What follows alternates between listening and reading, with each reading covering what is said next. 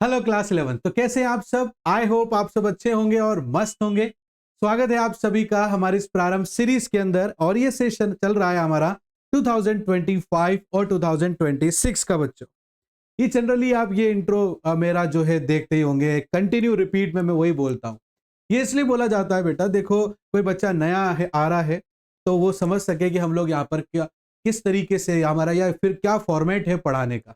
हम लोग यहाँ पर काफी मेहनत करते हैं बेटा, ठीक है ना। तो आप जो है रेगुलर वे में हमारे वीडियोस देख सकते हो, जहां पर आप अच्छा खासा अपने कॉन्सेप्ट को 11th 12th कॉमर्स में क्लियर कर सकते हो। अब अच्छे खासे से मतलब ये है कि आप बहुत अच्छे तरीके से अपने कॉन्सेप्ट को क्लियर कर सकते हो। वो ऐसे कि यहां तो हम आपको बता ही रहे हैं, साथ ही साथ में आप लोग कमेंट के जरिए हमसे जुड़ सकते हो। हमारे व्हाट्सएप नंबर भी है, वहां से भी आप हमसे कनेक्ट कर सकते हो और अपनी एक कॉमर्स के 11th 12th की जो तैयारी है उसकी एक अच्छी जर्नी हमारे साथ स्टार्ट कर सकते हो। हमारी यहां पर कोशिश ये रहती है कि कोई टेक्निकल लैंग्वेज यूज ना करते हुए बड़े आसान तरीके से आपको समझाया जाए, क्योंकि मेरा मानना यह है कि हम ज्यादा टेक्निकल चीजों को अगर अभी से ही ऑप्ट करना चालू कर देंगे तो हो सकता है कि हमारे कुछ बेसिक कॉन्सेप्ट कॉमर्स के रिगार्डिंग वीक रह जाएं। इसलिए हम लोग कोशिश यही करते हैं कि जितना आसान हो सके उतना आसान में ही समझाते हैं। और देखो, आसानी से ही समझो बेटा, क्या मतलब आ रहा है कि अभी से हम उस लेवल पर जाएं, तो उस लेवल पर जाने के लिए बेस आपका स्ट्रोंग होना जरूरी होता है। इसलिए हम इस तरीके से बोलते हैं। और आपको यह भी बता देता हूं बेटा कि हम लोगों की जो क्लासेस है वो मंडे टू सैटरडे रहती है और बड़ा फिक्स स्केड्यूल है।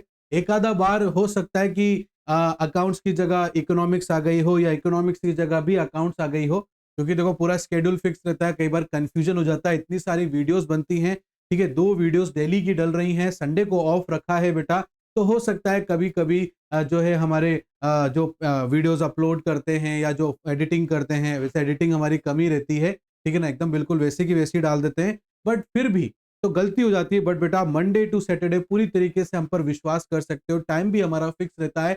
मंडे हो चाहे सैटरडे हो, टाइम फिक्स है बेटा। 11th क्लास का हम लोग 5 बजे जो है हमारी वीडियोस आ जाती हैं, 12th क्लास की रात में 8 बजे आ जाती हैं। और बिल्कुल फिक्स स्केड्यूल है। प्रारंभ सीरीज हमारी चल रही है, 150 डेज का हमारा चैलेंज चल रहा है। हमने काफी सारे चैप्टर्स तीनों सब्जेक्ट्स में कंप्लीट भी कर लिए हैं, कोर्स भी बहुत जल्दी हम लोग कंप्लीट कर लेंगे बेटा। इसलिए मैं कहता हूं कि आप लोग हम पे विश्वास कर सकते हो और साथ ही साथ अपनी तैयारी भी कर सकते हो। जैसे कि हम लोग कॉस्ट एंड रिवेन्यू पढ़ रहे हैं, ठीक है ना, जिसमें हमने कॉस्ट कवर कर लिया है। लास्ट क्लास में मैंने बोला था कि हमारा जो है कॉस्ट लगभग कंप्लीट हो चुका है। अब हम रिवेन्यू के ऊपर डिस्कशन करेंगे। रिवेन्यू कंप्लीट करने के बाद में थोड़ा सा मैं आप लोगों को जो है न्यूमेरिकल के बारे में भी समझाऊंगा बेटा।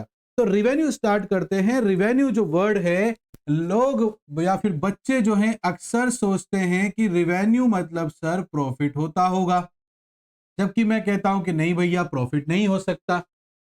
वो क्यों नहीं हो सकता? तो देखो बेटा, इसलिए नहीं हो सकता। रिवेन्यू का मतलब होता है एक तरह से आपकी सेलिंग प्राइस। क्या होता है? प्रोडक्ट की जो सेलिंग प्राइस है वही आपका रिवेन्यू होता है। जैसे मान लो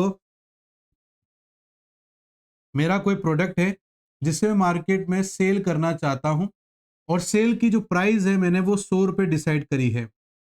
एक कस्टमर मिलता है मुझे, उसे ये प्रोडक्ट अच्छा लगता है और वो मुझे 100 रुपए दे देता है। कितने रुपए दे देता है बेटा? 100 रुपए दे देता है। तो ये जो 100 रुपए मुझे अपने इस प्रोडक्ट के मिले हैं, यही मेरा रिवेन्यू होता है। Is that clear? प्रॉफिट तो वो हो जाता है ना बेटा, जिसके अंदर से हम हमारे खर्चे, हमारी कॉस्ट को निकाल दें, फिर एटलीस्ट लास्ट में जो हमारे पास बच रहा है वो प्रॉफिट है। अब 100 रुपए में से मैं कह रहा हूं कि बेटा मेरा जो खर्चा है 100 रुपए में से 60 रुपए खर्चा हो गया इस प्रोडक्ट को बनाने में, तो मेरे पास जो 40 रुपए बचे हैं बेटा, ये मेरा प्रॉफिट है। Is that clear? तो इसलिए प्रॉफिट और रिवेन्यू जो है अलग अलग है। हाँ, ये जरूर हो सकता है कि रिवेन्यू का एक पार्ट होता है प्रॉफिट।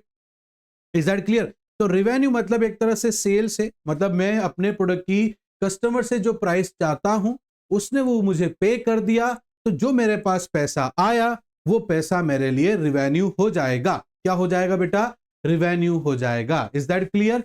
आगे बढ़ेंगे तो हम लोग एक शब्द और पढ़ते हैं जिसका नाम है, सॉरी स्पेलिंग गलत लिख रहा हूं,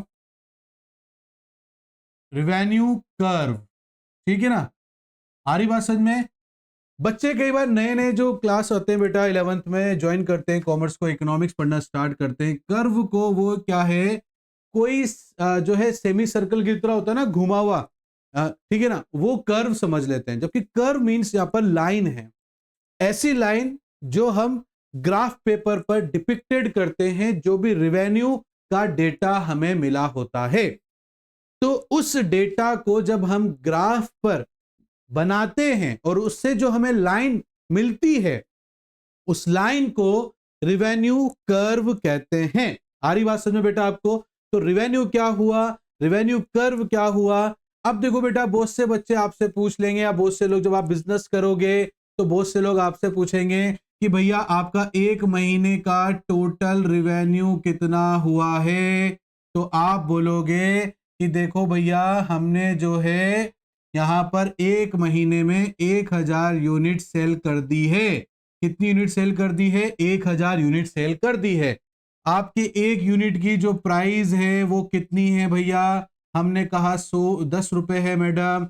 तो मतलब महीने का जो आपका टोटल रिवेन्यू है वो कितना हो गया? 10,000 रुपए हो गया है। ये हमारा जो है क्या कहलाएगा? टोटल रिवेन्यू कहलाएगा। आ रही है बात समझो बेटा आप लोगों को? तो इस तरीके से टोटल रिवेन्यू निकाला जाता है कि भाई आपसे कोई महीने भर का भी पूछ सकता है, साल भर का भी पूछ सकता है, 6 महीने का भी पूछ सकता है। और एवरेज रिवेन्यू क्या होता है? तो एवरेज रिवेन्यू जो होता है हमारा, वो हमारी जो प्राइस है बेटा वही होता है। कैसे? देखो यहां पर आपने जो है टोटल रिवेन्यू, क्योंकि एवरेज रिवेन्यू का जो फॉर्मूला होता है, इसका जो फॉर्मूला है total revenue of number of quantity, तो उससे आपका एवरेज रिवेन्यू निकल जाएगा। तो अगर इसी एग्जांपल को आगे रखें तो टोटल रिवेन्यू आपका कितना है? 10,000 है। और ये 10,000 रिवेन्यू आपने कितनी यूनिट बेच के कमाया? 1000 यूनिट बेच के कमाया सर। तो यहां पर मैंने डिवाइड कर दिया इसको, तो एवरेज रिवेन्यू मेरा कितना आया? 10 रुपए। अब देखो बेटा, यहां मेरे पर प्रोडक्ट की प्राइस कितनी, पर यूनिट की प्राइस कितनी? 10 रुपए। एवरेज रिवेन्यू क्या है मेरा? 10 रुपए। तो क्या मैं ऐसे बोलता हूं कि एवरेज रिवेन्यू बराबर प्राइस हो सकता है? तो मैं कहां गलत हूं भैया? बिल्कुल भी गलत नहीं हूं ना। आ रही बात समझ में? तो इसीलिए average revenue equal to the price. तो हम क्या करेंगे, जब टोटल रिवेन्यू को क्वांटिटी से डिवाइड कर देंगे तो जो आंसर हमें मिलेगा बेटा वो क्या कहलाएगा? वो एवरेज रिवेन्यू कहलाएगा। Is that clear? इसमें एक और शब्द आता है, कहां लिखूं कहां लिखूं? यहां लिख देता हूं, ठीक है ना, जिसको बोलते हैं मार्जिनल रिवेन्यू। ठीक है ना, कि आपका जो रिवेन्यू है वो हर महीने कितने के गैप से बढ़ रहा है या कितने गैप से कम होता चला जा रहा है, क्योंकि इसका फॉर्मूला होता है M R equal to change in total revenue divided by change in quantity. मतलब आपका पिछले महीने 10,000 का रिवेन्यू हुआ और इस महीने आपका जो है 15,000 का रिवेन्यू हुआ, तो टोटल चेंज इन रिवेन्यू में बदलाव 15,000 माइनस 10,000 करा तो 5,000 का आया। तो यहां पर मैंने रिवेन्यू चेंज का साइन होता है डेल्टा, ठीक है, 5,000 लिख दिया बेटा मैंने यहां पर। उसी तरीके से चेंज इन क्वांटिटी, पिछले महीने जो है हमने 1,000 यूनिट बेची थी, इस महीने 1,500 यूनिट बेची है, इन दोनों को डिवाइड करेंगे तो 500 आ जाएगा बेटा। 500 यहां लिखेंगे, 2 जीरो से 2 जीरो चले गए और यहां पर आपका एमआर आ गया 10 रुपीज। मतलब जो बदलाव टोटल रिवेन्यू के अंदर आया है, उस बदलाव को, जितना बदलाव क्वांटिटी में आया है उसके साथ में अगर हम जो है यहां पर डिवाइड कर देते हैं तो हमें क्या मिल जाएगा बेटा? मार्जिनल रिवेन्यू मिल जाएगा। आई होप आपको यहां तक मेरी बात अच्छे से समझ में आई होगी बेटा। फिर भी अगर आपको कोई डाउट रहता है बेटा तो एज यूजुअल, जैसे मैंने क्लास की स्टार्टिंग में आपसे बोला, आप मेरे से जो है कमेंट करके या व्हाट्सएप के जरिए भी पूछ सकते हैं। तभी तो मैं आपसे कह रहा हूं कि अच्छे खासे से मतलब है कि काफी अच्छे तरीके से आप अपने कॉन्सेप्ट को क्लियर कर सकते हैं हमारे इस चैनल पे। तो चलिए बेटा, अगर आपको क्लास अच्छी लगी, मेरे पढ़ाने का तरीका अच्छा लगा है तो कमेंट करके जरूर बता देना। ये आपके तरफ से हमारे लिए एक बहुत अच्छा मोटिवेशन बूस्टर के रूप में काम करता है। और जिससे हमें और ताकत मिलती है कि हम आपके लिए अच्छे से वीडियो बना सकें बेटा।